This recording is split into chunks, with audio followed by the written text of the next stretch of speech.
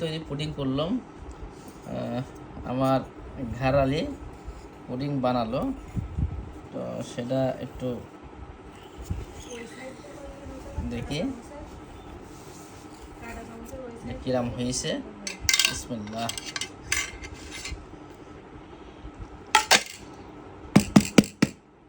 বিসমিল্লাহ, দেখা যাক।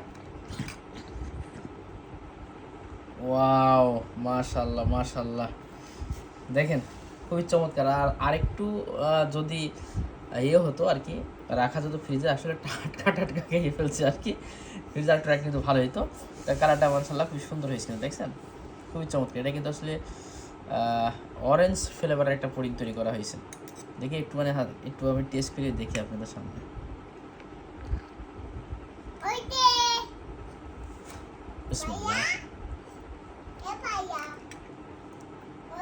দারুণ, সত্যি অসাধারণ।